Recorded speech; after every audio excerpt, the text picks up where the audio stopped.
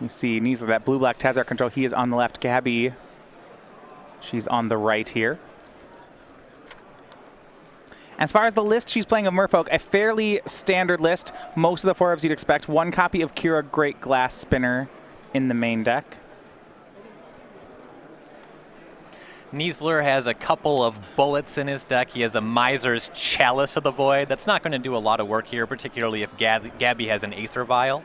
There's some finds like Executioner's Capsule. Oh, okay. It's not a part of it. There are 2 Trinket Mage in the deck, so you can find it with that or Tezzeret, so it's a part of the package there, including a Pithing Needle, which could be used to name the vial. So there's a lot of ins and outs with these Tezzeret deck, which is kind of the really cool element of how you build these. All right. The match is underway. Gaby will start off turn 1, a basic island into Aether Vial, so that's the artifact you talked about. Now, both players are on 6-card hands for this game. Both had to take a mulligan.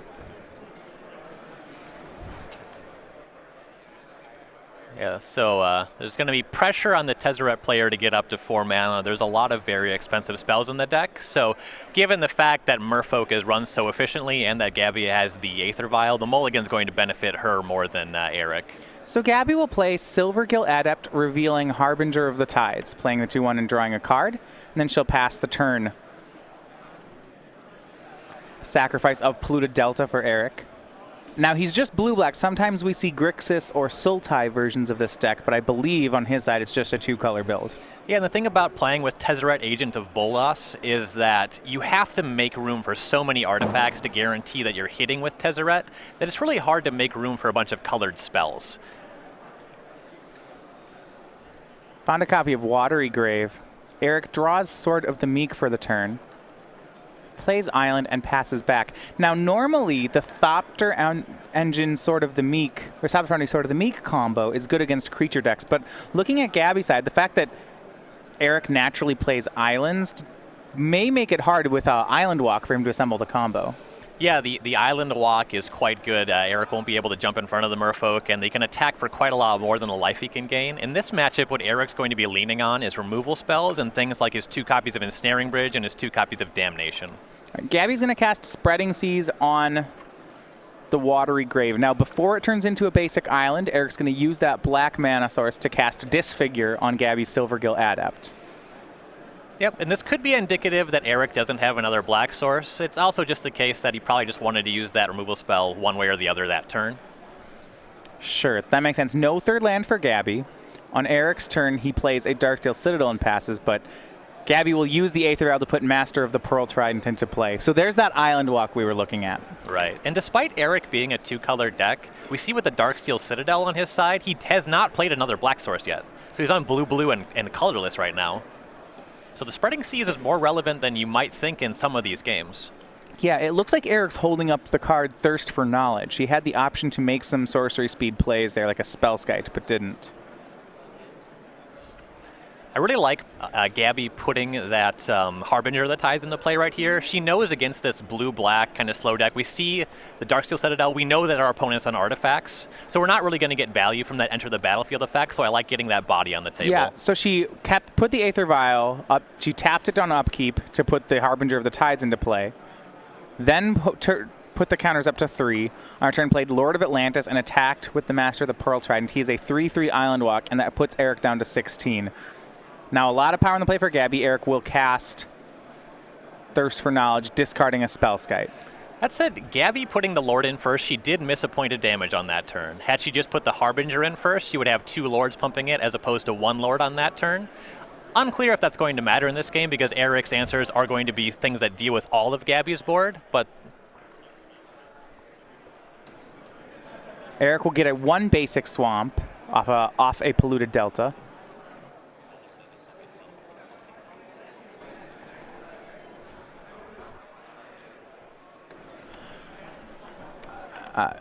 So he'll get 1 swamp, and now with 2 mana plays Engineered Explosives on 2. This is a huge play. He has 2 copies in the main. Yep, didn't even have to use Tezzeret to find it, and it was able to finally produce that swamp. And this is going to also unlock that second black mana when he explodes it, because the Spreading Seas is another 2-cost permanent that's locking it down. So there's 3 Merfolk that he's killing on top of the Spreading Seas. Yeah, cracking that. So he gets rid of the Spreading Seas. He gets rid of all of Gaby's creatures. He frees up that second black mana source. This is a huge turn for Eric. Yeah, that was a massive swing. Gaby has been ticking her vial up to 4 now. We could see something like a Master of Waves. Yeah, that's the only card at 4 in her deck. Right. She's going to definitely want to play a 2-mana spell before that, because with all of those permanents destroyed, it's not making a lot of 1/0s. Yeah, she'll tap the 2 islands to cast a new Harbinger of the Tides, but still no lands from her, and that'll pass the turn. Harbinger, to note, though, is blue-blue, so if she has a Master Waves in hand, it will make 3 elemental tokens on Eric's end step. Correct. It does not take much to make Master Waves a very impactful creature. And he's gonna force some action. He's gonna play Pithing Needle. Now, if Gaby wants that Master Waves, she's gonna have to play it now. Considering she hasn't played a land in several turns, I don't see how you would ever pass on that activation. Yeah, she'll tap it, put Master Waves into play. So here are the 3 elemental tokens we talked about.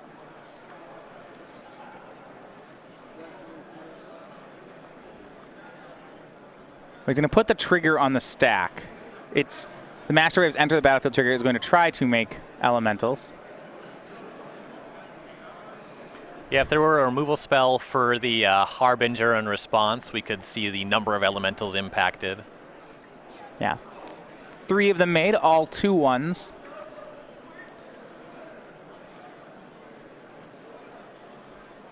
And we'll see if Eric can clean those up.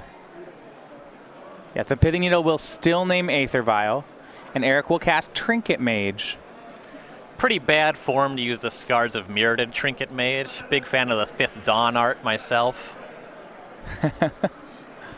I like this one. He'll get, and this is one of the ones we talked about, Executioner's Capsule, and then cast it. Now this one I like. Executioner's Capsule is kind of a Doomblade that you can cast later. So for 1 black, you have an artifact. For a black and 1, you can sacrifice it later to destroy a non-black creature. So every creature in Gaby's deck could fall victim to this.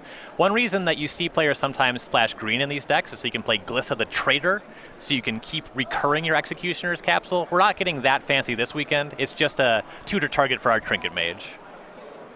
Right, so it seems like that card has Master Waves written on it as soon as Eric untaps. Yeah, definitely. With the Master Waves is the only thing giving those elemental tokens the requisite toughness to actually stick around on the battlefield.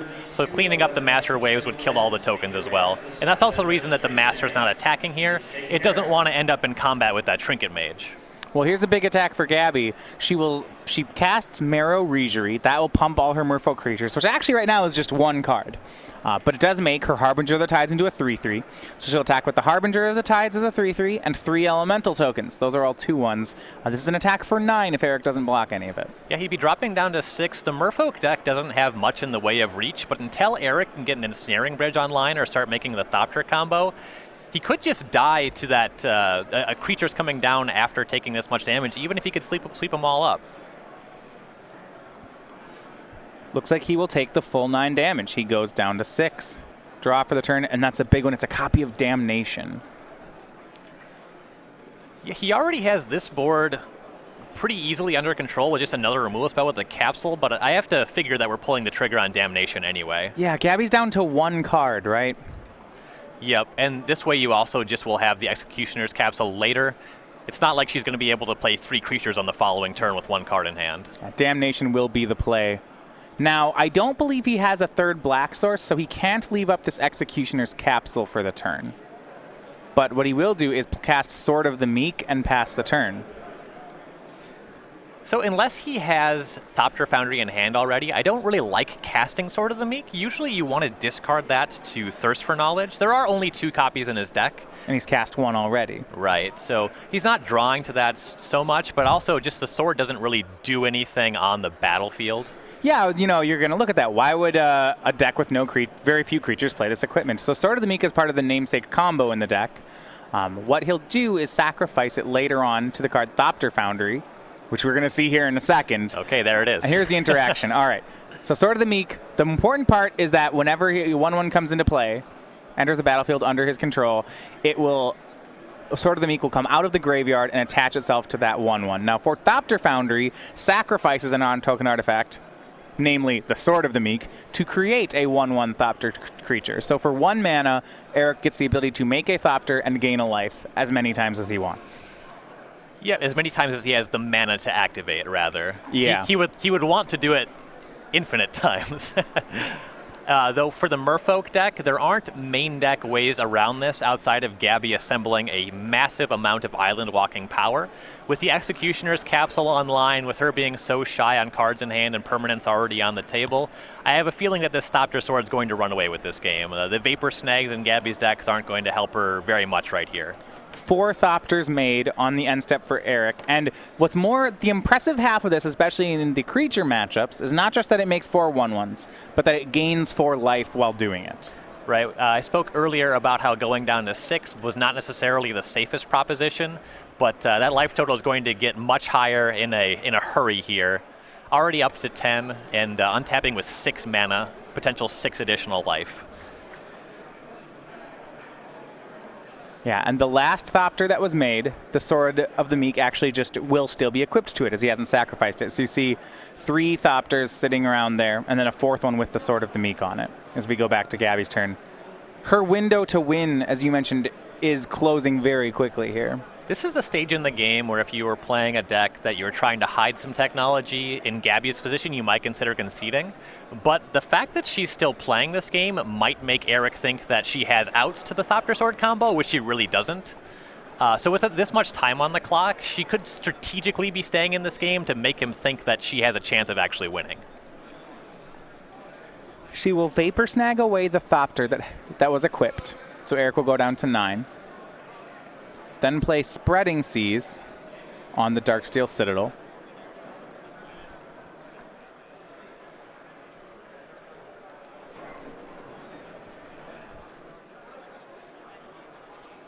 So Eric's had a Tezzeret in his hand for a very long time. Going to pull the trigger on it now. I'm not sure I even like that better than just making Thopters. Making 6 more Thopters. So he'll do it though. So Tezzeret, Agent of Bolus, this is the namesake Planeswalker of the deck. He plays a full 4 copies. It will plus to look at the top 5 cards. He may select an artifact and put it into his hand. He picks Darksteel Citadel, plays it, passes the turn. The motivation here is if Eric is able to find Ensnaring Bridge, at that point in time, creatures with power greater than the cards in his hand won't be able to attack. He's on 1 card in hand. So at that point, he'll be able to make it so only his Thopters can attack when he draws up to 1 card on his turn, and then Gaby's creatures will never be able to attack. He goes from being 99.9% to 100% to win the game. Yeah, and not to mention the ultimate, the 3rd ability on Tezzeret, to deal 2 damage for each artifact Eric has in play. That certainly works with Thopter Sword. Yeah, you can deal quite a lot of damage with that. I don't think that he was really at risk of not closing this game quickly. Thopter Sword, and in addition to gaining a life, you get an extra power. You get a pretty out of hand in not only the life you gain, but also the board presence and damage you can deal just with that interaction. So Gaby will take one last try at getting some damage, and she Spreading Seized another copy of Darksteel Citadel, but did not draw another damage source. As we go back to Eric, he makes 3 more Thopters, gains 3 more life. And we should expect to see a concession coming this turn or next. Correct. Gaby is on a 2-turn clock, or she's dead this turn to Tezzeret Ultimate also. Yeah, he's going to -4 the Tezzeret, deals 2 damage for each artifact. Eric has 10 in play, so a full 20 damage from the Planeswalker will put game 1 into the win column for Eric Kneisler. Got a little fancy with the Tezzeret, not necessarily necessary, but pretty cool to see. If I put 4 Tezzerets in my deck, I want to play them. I want to use the ability. It's been a few years since I ultimated a Tezzeret, so I have some respect for that. All right, well, we're going to go ahead and look at the sideboards. You talked about one of the concerns of Tezzeret control is that the hate that is good against Affinity is also just happens to be good against Tezzeret control. So we look at Gaby's sideboard. She has 2 Dispels, 2 Dismembers, 2 Negates, 2 Relic of Progenitus, 3 more Tidebinder Mage, 1 Echoing Truth, and here's the big one, 3 copy of Hurkyl's Recall. Yep, 3 Hurkyl's Recall will be able to return a large number of Eric's permanents to his hand, including any stray Darksteel Citadels, which has kind of a Stone Rainy effect. So that's going to be a very big swing in this matchup. I also like Relic of Progenitus, just as a way to maybe get in the way of the Thopter Sword. If he thirsts for knowledge and discards that in the early game, we could potentially get it out of the graveyard before it becomes a problem. Negate is also a slam dunk here. There's a lot of targets for that card, so that's for sure coming in. Yeah. Now, if Eric assembles the Thopter Foundry Sword of the Meek combo again, does Hurkyl's Recall really save Gaby in that situation, or are we looking at that earlier in the game? So it doesn't save her in and of itself. She also has to have a large board presence outside of that. So the pressure is still on Eric to have those damnations, to be able to not die before he can get Ensnaring Bridge back down. And of course, with Recall putting a bunch of cards potentially back in his hand, the bridge might not even save him in that situation. So it's a combination of threats and Hurkyl's Recall. The card won't win the game on its own, but it's very swingy. All right, now I like Eric's sideboard a lot of different 1-ofs because of his ability to find cards with things like Thirst for Knowledge and Tezzeret Agent of Bolus. He has a Chalice of the Void, a Flash Freeze, a Flaying Tendrils, a Hurkyl's Recall of his own, a Nile Spellbomb, a Pithing Needle, a Smother, a Thoughtseize, 2 copies of Negate, 2 Spell Snares, and 2 copies of Tassiger the Golden Fang. Flaying Tendrils is not necessarily at a premium against Merfolk. I do like it because if you can get them with just 1 creature in play, in particular with Eric on the play, we can probably use it as a one-for-one removal spell, and it'll generally clean up a Master of Waves on its own. So I do like that card for that reason. Smother is great. Any one-for-one removal spell to keep Merfolk slowing down, to be able to get your combo set up, that's going to be excellent. And I also actually like the Spell Snares. You might think it's not very good because of the Aether Vial. If Gaby is vialing in creatures, we can't use Spell Snare to counter them, but there's a lot of 2-mana creatures in the deck. She can't necessarily get them resolved, and also it'll counter Hurkyl's Recall, so that's a big swing. Okay. So if you're just joining us, this is the Milwaukee Open here. It's the first event of Season 2 of the SCG Tour. You saw it 2 weekends ago in Columbus. The Columbus Open was actually the first one for the season, but now we're kicking off the season in full swing. So we have a Modern Open this weekend in Milwaukee. And we'll be staying in the Midwest for at least a couple more weeks. In 2 weeks, you can come find us in Indianapolis when we'll have another Modern Open until we make our way toward the South, where the season continues with some standard events in Atlanta and Orlando before we go back to Dallas for a Modern Open. Then up into the East is where we will finish things. We have a Worcester Open. This is our Legacy Open of Season 2. That's July 9th and 10th for you Legacy players out there. You'll definitely want to make your way out to the DCU Center for that one. Then we return to Columbus for a Standard Open, Baltimore for a Standard Open. We take a break for our regional championships and then finish Season 2 in Syracuse and then the New Jersey Invitational August 19th through 21st, a Modern and Standard split yet again. So come join us out at the SCG Tour. We have events happening nearly every weekend, and we will be giving away playmats, and this is a new one for Season 2, depending on whether you're playing a Classic on Sunday or the main event, the Saturday-Sunday Open, you'll be receiving a playmat. And the playmat you get will depend on the format of the tournament you enter. So if you're a Standard player and play one of our Standard Opens or one of our Standard Classics, you'll get a copy of Sigarda Heron's Grace. That's the new Sigarda out of Shadows over Innistrad. Certainly a card that I really think is cool. I've gotten to draft it a couple times. It's completely great. I don't know if I've seen her make an appearance in Standard yet, but not out of the picture. Giving you hexproof certainly is good against a lot of strategies.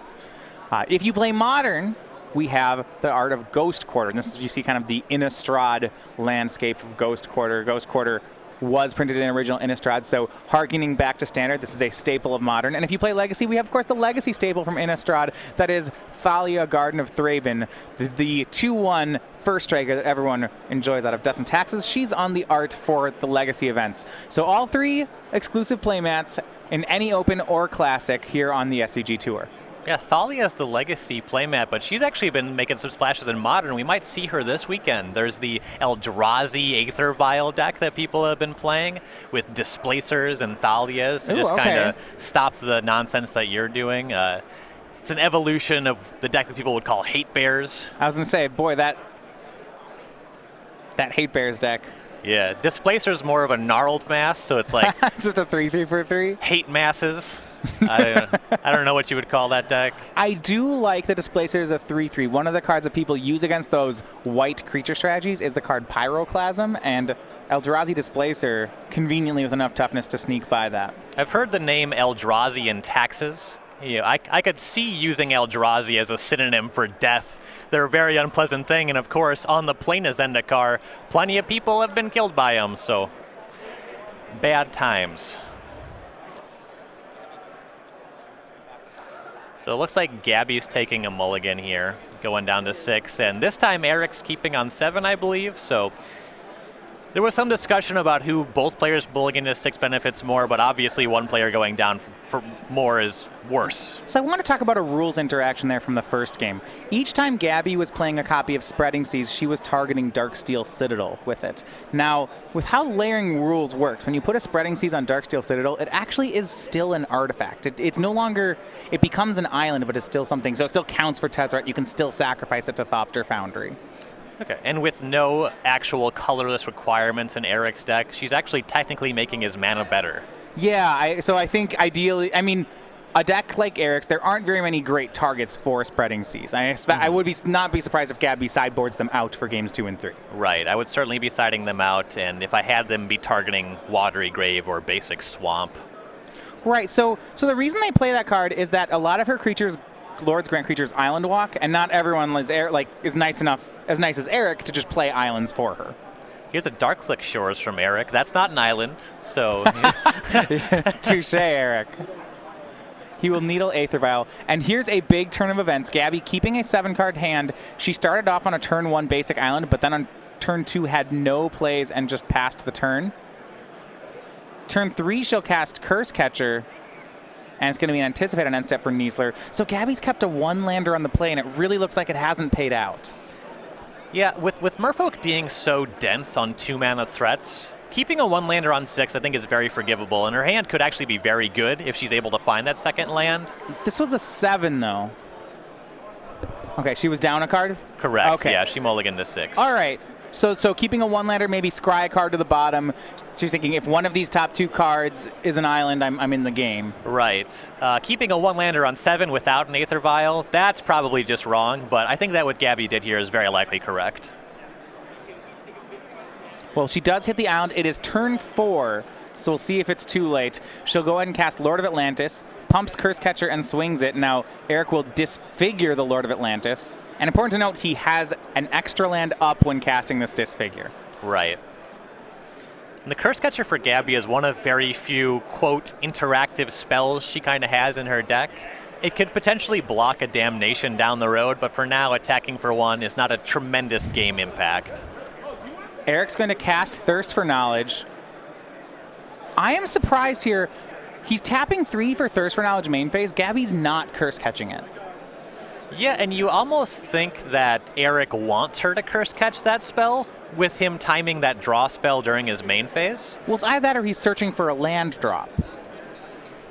Yeah, that is one consideration. But Gaby could also be under the impression that he's trying to bait out the curse catcher.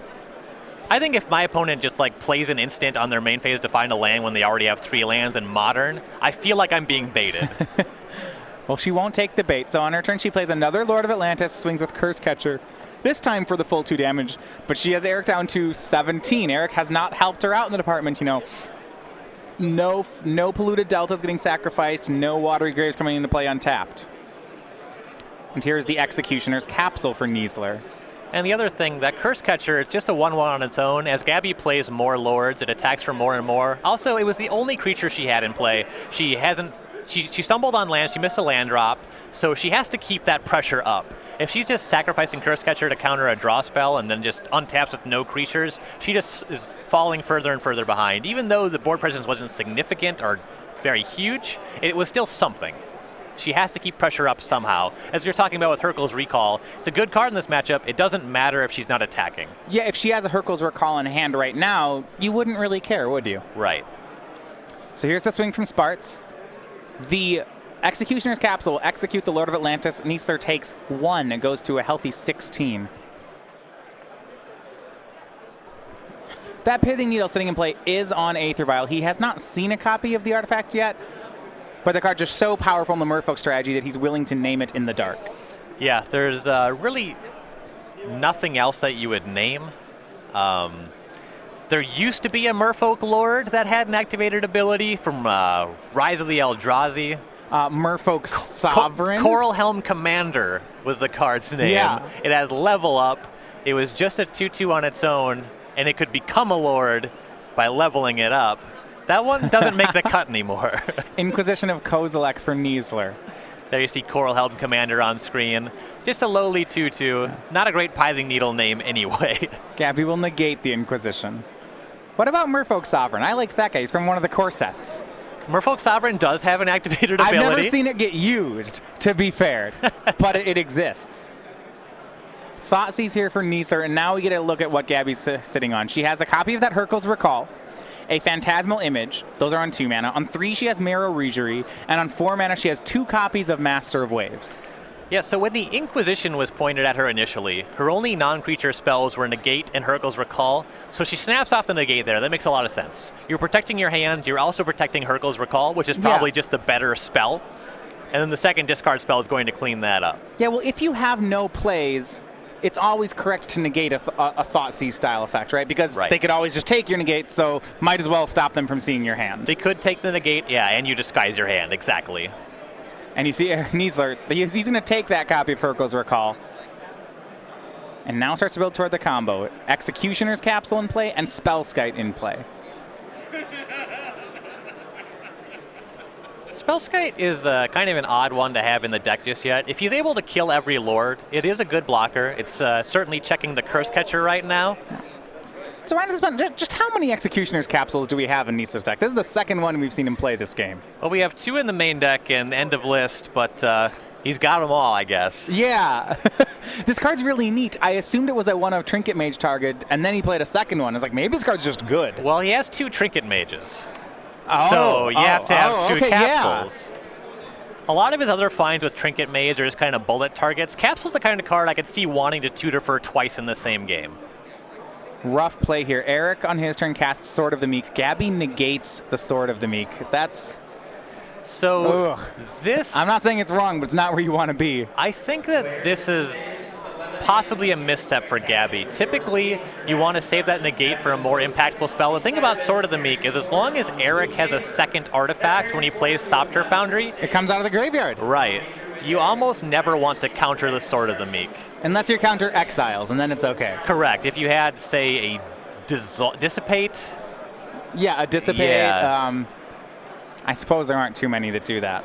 Yeah, the Sword of the Meek would make the Spellskite a 1/6, but the Spellskite either matters because it can block or it doesn't matter. All right, so Gaby plays a Silvergill Adept, draws a card, plays a Mutavault. She's slowly building up toward that Regery and those 2 Master Waves in her hand. She actually does have 5 cards. Looks like now is Regery, Phantasmal Image, and 3 Master of Waves. Mutavault's actually one of the more important cards in her deck in this matchup, because even in the face of a sweeper, it'll still be able to animate an attack on the following turn, so it keeps the pressure high for her. Of course, this game, the start's been pretty slow. It's not at a premium right now. I mean, the race here is for Gaby to kill Kneisler before he finds that Thopter Foundry, right? Thopter Foundry or can set up Ensnaring Bridge. Right, he does play copies of Ensnaring Bridge, 2 in the deck. That card's great against Merfolk. Yeah, decks with creatures. Yeah. Here is the Trinket Mage from Kneisler. So with the 2 capsules out of the way, I have to imagine that we're finding engineered explosives on this one. That is the one he's going to get. Now, he can only set it on 0, 1, and 2. I believe he only has 2 colors of mana available. Yeah, so there's blue, black, not doing anything fancy like putting a breeding pool in our blue-black deck, especially with a copy of Academy Ruins, 3 Ghost Quarters, and 4 Darksteel Citadels. That splash is asking a bit much of your mana base. Yeah, he's got a lot of colorless lands. So he plays that. He gets the explosives in his hand, but if you notice, he doesn't actually play the explosives yet. Doesn't know what number he wants it on. Well, right now you have a Curse Catcher and a Silvergill Adept. These are not the kind of things you want to tag with your engineered explosives. Yeah. And if we go for 2, we're killing our own Spellskite as well. So here is the Marrow Regery for Gaby. Now Silvergill Adept's a 3/2, Curse Catcher's a 2/2. Still not big enough to rumble through that Spellskite, but we're getting there. And the Marrow Regery is the Lord that does not grant Island Walk. By casting more Merfolk spells, you can use Rejury to tap down blockers, but without access to expressly having Island Walk, that Spellskite, that Trinket Mage, they're going to get in the way here. Kneisler draws a card and then passes. It seems like his tank, he's run out of gas in the tank here. He assembled this huge lead on mana, but now can't close. Well, the real story here is that he's not yet in danger of dying. He hasn't had to commit that engineered explosives yet. I believe he picked up a Dismember this turn. So as long as he has a couple 1-for-1 removal spells, he's buying himself a lot of time to find his big finishes. I believe Gaby's draw was the 4th and final copy of Master of Waves. So she's going to cast one of them. This is going to be a repeating theme. On the cast trigger, she gets to tap or untap a permanent, which probably is going to be Spellskite. Eric can redirect it. Yeah, I assume she wants to target Trinket Mage because it can actually get in the way of the 2/2 and kill it in combat on the Marrow Rejury. Sure. Yeah. She'll target something, but it's going to be Spellskite. Also notable that Gaby's 4th land is that 2nd Mutavault, so she can keep that pressure up even as Eric's able to pick off creatures. Of course, she's probably content to just jamming a bunch of Master of Waves on back-to-back turns. I mean, you would think without a card like Damnation, if Gaby gets enough Master Waves in play, a second one, for example, Thopter Foundry can't even keep pace with that. Right. This is a situation where Eric still has that engineered explosives. We can't get it to 4, but we can play it for 0. Okay. So if we just invest no colored mana, we can use our explosives to deal with all the tokens. There's still a lot that you leave behind with this line, but it's an option that we have available. Silvergill Adept attacks and trades with the Trinket Mage.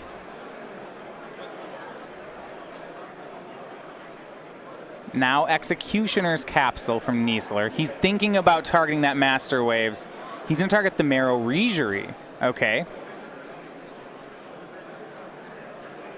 Yeah, that strongly suggests that he has other plans for dealing with the Master. I would think so. His draw for the turn looks to be a copy of Thoughtseize. He'll pass. Maybe not Thoughtseize. Actually looks like it could be the Worldwake Smother to me. Oh, okay. For Gaby, this is the other non-basic connect. She's going to play a copy of Oboro Palace in the Clouds.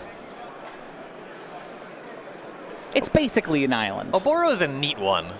There are some games where you only draw one blue source, it being the Oboro. You can tap Oboro for blue, use its ability for 1 to return it to your hand with, say, a Mutavault, and then make a 2nd blue when you replay your Oboro. It's not pretty. Corner cases, but it's pretty free. And I believe, yeah, it's actually a copy of Dismember. So Gaby will attack. Eric will pay 3 mana to just cast Dismember on the Master Waves. Block the Curse Catcher. He takes 0. Well, Gaby will go back to the drawing board. Here's another Master of Waves. And because of the mana in the situation, Curse Catcher, it's never seemed like it's going to have the opportunity to counter something, except for that first, there was a first Thirst for Knowledge that Eric played on turn 4, I believe. Right. That was the only spell actually cast that she had the opportunity to counter. Yeah. I still think that her decision was fine.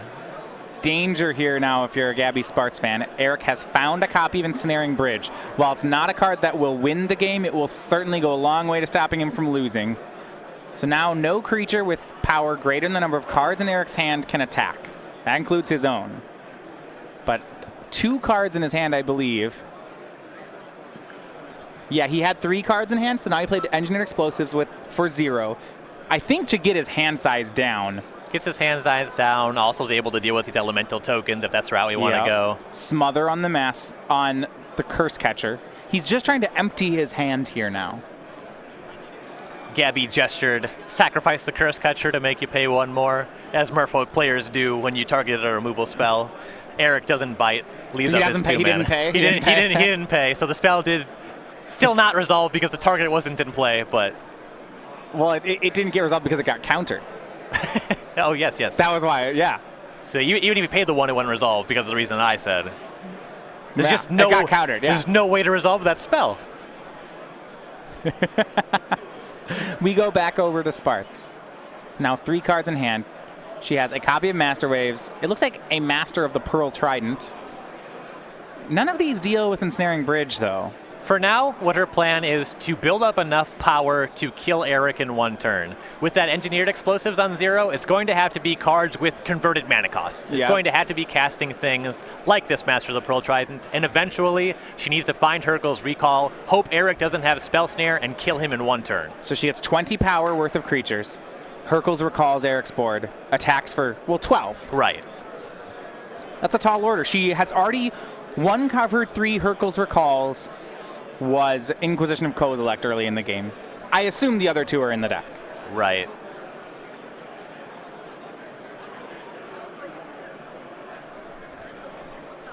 Yes, so looks like a Damnation cleaned up everything here, so Gabby's got to restart to getting back towards that 12 power. Yeah, a tough one there. Damnation cleans up the board. We go back to Gabby's side. She plays a copy of Curse Catcher. Looks like she will add a Master of Waves. I was going to say if she needed 20 power worth of creatures, she may want to hold the Master of Waves, but with Engineered Explosives on 0, it doesn't really matter when she casts it. Right. You know, it's another merfolk that gets pumped by your lords. That's fine. Yeah. Big coup here for Kneisler. He drew a copy of Inquisition of Kozilek for the turn. Figured why not, fired it off. Gabby had 1 card in her hand, and it actually hit. It was her copy of Phantasmal Image she had had for so long.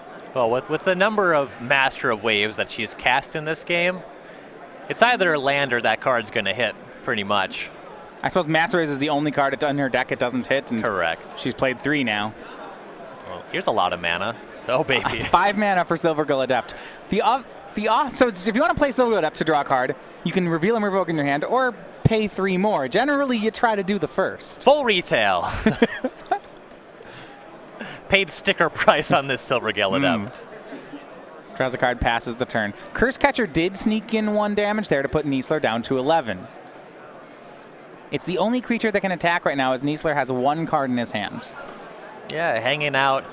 Hasn't, for one reason or the other, pulled the trigger on this one. Smells a lot like a counter spell if we're just sticking around with the card in our hand. I haven't been able to get a look at it, though. Another attack by Curse Catcher. Kneisler down to 10. Last 2 cards in Gabby's hand, a Kira Great Glass Spinner and a Phantasmal Image. It could also be the second Damnation. That'd be something worth holding. Yeah, we'll probably sit back on that one. That would be, if I was in Kneisler's spot and my last card was a second Damnation, I would just feel like a king right now. Right, you'd be like, I don't know how I can lose this, so I'm just going to wait. Hail the king of modern. Right. Well, because Gabby's forced to play 20 power worth of creatures, you just had to be like, well, as soon as she does, I got this. The card looks like an artifact. I think it's Modern Masters Engineered Explosives. And he doesn't want to play a 0 that his Engineered Explosives blows up. on 0 would destroy. That's your Engineered Explosives. Once it's on the battlefield, it has converted mana cost to 0, regardless of what you cast it for. I'm going to keep ragging on Eric for his art choices. We have mismatched Engineered Explosives, if I am correct. That card's expensive. But he already bought one. Well, maybe he traded for one. He'll cast Thirst for Knowledge main phase. He'll find that copy of Academy Ruins. That's another piece to the puzzle. No, I totally understand having mismatched cards that are expensive. That makes sense to me. Well, here it comes down, proving that, in fact, Eric has no respect for the game and is playing mismatched arts on his Engineered Explosives. He'll pass the second one for X equals 2. Now, if he destroys the 1 with 0 counters on it, it would blow up both. Yep. But now that he has Academy Ruins in play, maybe this doesn't matter. I mean, is it possible that rather than winning with Thopter and Foundry Sword of the Meek, that Eric just puts the Executioner's Capsule on top of his deck every turn? It's possible. I don't think that I go that route. I think I want to try to draw to a way to win the game. Because you could do that. And the reason for doing that is Gabby's line right now, she wants to kill you in 1 turn with Hurkyl's Recall. That's her only real way to win this game. So if you can clean up all of the merfolk, you turn off that line. Well, he's going to go for the control route. Executioner's Capsule placed on top. You see Eric has picked up a Ghost Quarter that could deal with a potential Mutavault at some point. Here's the capsule, and he'll pass. If he wants to, he can draw this Executioner's Capsule every turn of the game. Attention open players, that is time in round 1. Active players, it is your turn. And then, assuming that there are still targets for it every turn, inevitably Gabby would draw all the cards in her deck And Eric would still have like 40 cards in an Executioner's Capsule. Kneisler executes the Curse Catcher. And now that all the creatures are too big to fit across Ensnaring Bridge, he's going to go ahead and draw for the turn as opposed to putting a card on top. Does this Academy Ruins Executioner's Capsule maybe push the issue on Gaby's Kira Great Glass Spinner? Looks like she's going to cast it.